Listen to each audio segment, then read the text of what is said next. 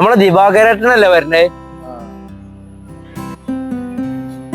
നാട്ടിൽ എന്തൊക്കെയാ നടക്കുന്നത്? 2 ദിവസമായി മക്കള് സ്കൂളിൽ പോയി. ഡൽഹിയിലല്ലേ ഇപ്പൊ ഇന്നും സമരം തന്നെ. സമരക്കാര് സമരം ചെയ്യും, ഭരിക്കുന്നവര് നാട് ഭരിക്കും ചെയ്യും. ഓൾക്ക് ജോലി കിട്ടിയാൽ നീ പണിക്ക് പോയില്ലാന്നല്ലേ പറഞ്ഞേ. രണ്ടാളുണ്ടല്ലോ, കുറെ നേരമല്ലോ. എന്താ ചർച്ച? ഇതിങ്ങനെ വെറുതെ പറഞ്ഞിരിക്കണം. എന്താണ് രാത്രി 2 വിടുന്നതിനെ കുറിച്ചാണോ ചർച്ച? എന്താ ദിവാകരേട്ട, ഞങ്ങള് കുടിയന്മാരാക്കില്ലേ? അതുകൊണ്ടല്ല, ചോദിച്ചെന്നുള്ളൂ. അതല്ല ഞാൻ പറഞ്ഞതേ, ഇപ്പൊ ആളുകള് ഇങ്ങനെ കൂട്ടം കൂടി ഇരിക്കുന്നത് കാണാറില്ല. കാരണം കുറച്ച് സമയം കിട്ടിക്കഴിഞ്ഞാല് അപ്പൊ ഈ മൊബൈൽ എടുത്ത് കുത്തലാണ് ആളുകളെ പണി. അത് മാത്രം, അതുകൊണ്ടാണ് ഞാൻ പറഞ്ഞത്. അത് നിങ്ങള് കുടിയന്മാരാക്കിയിട്ടല്ല, തമാശ പറഞ്ഞതുള്ളൂ. അത് സത്യം. ഒന്നും വിചാരിക്കേണ്ട ദിവാകരേട്ട, ഇപ്പൊ കുറച്ചു കാലമായാലും നിങ്ങൾ പണിക്ക് പോയിട്ട് ഇപ്പൊ വീണ്ടും പണിക്ക് പോകാൻ തുടങ്ങിയല്ലോ. ഒന്നും പറയണ്ടോ, മോള് നല്ല പഠിക്കുന്ന കുട്ടിയാണല്ലോ.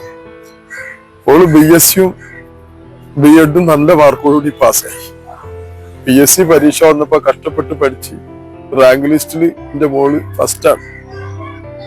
എന്റെ ഭാര്യ അടുക്കളപ്പണി എടുത്തിട്ട് മറ്റുള്ള വീടുകളിൽ പോയിട്ട്, ഞാൻ കൂലിപ്പണി എടുത്തിട്ടാണ് ഞങ്ങളെ കുടുംബം പോയിട്ട്.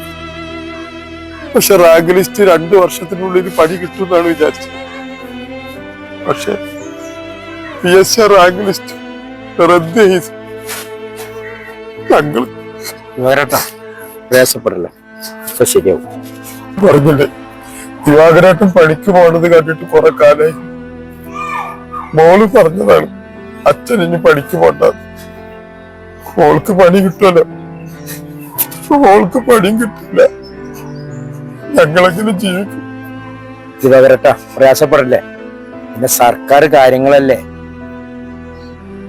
അച്ഛന് ഒരുപാട് അസുഖങ്ങൾ ഉള്ളതല്ലേ, അതുകൊണ്ട് അച്ഛൻ ഇനി ജോലിക്ക് പോണ്ടെന്ന് പറഞ്ഞുകൊണ്ടാണ് ഞാൻ കുറെ കാലം ജോലിക്ക് പോവായിരുന്നു. ഇനിയിപ്പൊ പോവാതിരിക്കും വഴിയല്ലോ. എന്താ പോട്ടെ. പാവം, മോളെ കുറിച്ച് ഒരുപാട് പ്രതീക്ഷകളുണ്ട്. എന്താ ചെയ്യാ, പേപ്പറും നോക്കാൻ വയ്യ. ഡൽഹിയിൽ എന്നും സമരം തന്നെയല്ലേ. നീറ്റ് പരീക്ഷയുടെ ചോദ്യപേപ്പർ ചോർന്നത്രേ. എത്ര കുടുംബത്തിന്റെ താങ്ങും തള്ളാവേണ്ട കുട്ടികളാണ് ആത്മഹത്യ ചെയ്തത്. വല്ലാത്ത കഷ്ടം തന്നെ.